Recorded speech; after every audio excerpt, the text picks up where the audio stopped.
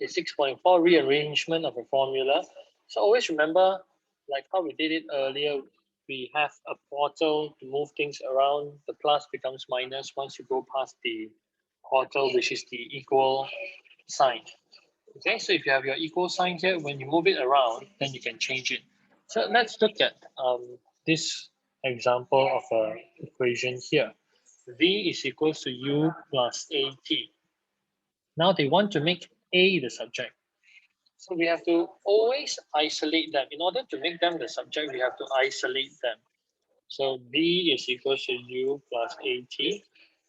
So you can see the U is a positive. If you move to the other side, left-hand side, V minus U is equals to AT. Why did I move the U instead of moving the A? Because here, AT is already a positive. I don't want to move it to the other side to make it a negative. So actually from this place here, you can actually flip. You can write AT is equals to V minus U so that you're more comfortable because you can see that A is on your left-hand side because most of you like to see your subject on your left-hand side. And then this is a multiplication. So when we want to change, we want to isolate A, so I have to write A is actually equals to V minus U over the whole thing needs to be divided by T. Because this one is like a bracket. Because this is done on its own. This must minus this first, then only we can divide. So this one, the whole thing needs to be divided by 10. So this is what you call making A the subject. So once you've done this with this, then A is your subject. This is your new formula. We learned this one here actually in your physics or in your sciences, or even previously we have actually learned how to do this. For example, like area of a rectangle is equals to length times width. So last time in your easier questions, they say that, oh, area of a rectangle is 50, the length is 10. What is the width? So this type of question is actually algebra in word form. It's actually area is equal to length times width. So you have A is 50, L is 10, multiplied by W. So now we want to find what W is. W is equal to 50 divided by 10. It is already learned by you initially. So don't think of it as a new chapter. Think of it as an advancement of what you have learned. Then it's not so difficult because a lot of students think that, oh, this is something new. This is not new. It's just changing words to alphabets.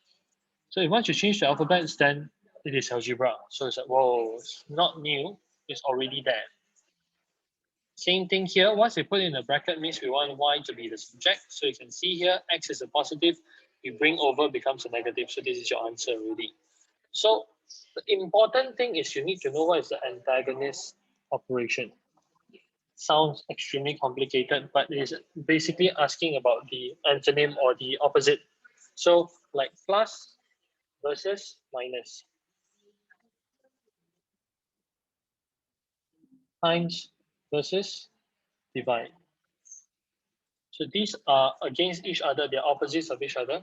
Then if a square versus square root. So if you know all of this, it shouldn't be that difficult for you to do it because all of it follows the same law. It must use the opposite operation when it goes past the equal sign. So let's look at this one here. They want to make x the subject. So we have square root of x plus y equals to z. First, we need to isolate x. So we're going to leave x there alone. Move the y over to the other side, we get negative y. Then, now it says that square root of x is equal to z minus y. So x is equal to the whole thing needs to be squared because we need to use the antagonist operation, z minus y squared. The whole thing, because this is step by step, z need to minus y first, then only square.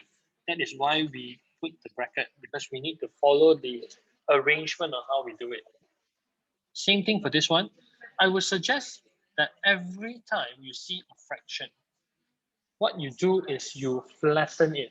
If you see a fraction, what you need to do is you need to just flatten it. Flatten it meaning that this is a division.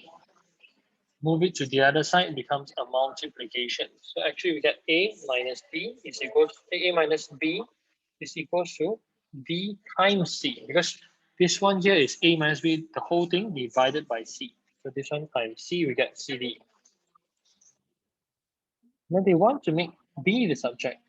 So I would suggest that we move and try to make b positive first. We move the b's to the other side. So I will get a equals to cd plus b. So I got positive b already, that's very good. In order to make it a subject, always remember alone and positive. Then we have to move the CD over to the other side. A minus CD is equal to B. Then I just flip the whole thing. B is equal to A minus CD. That is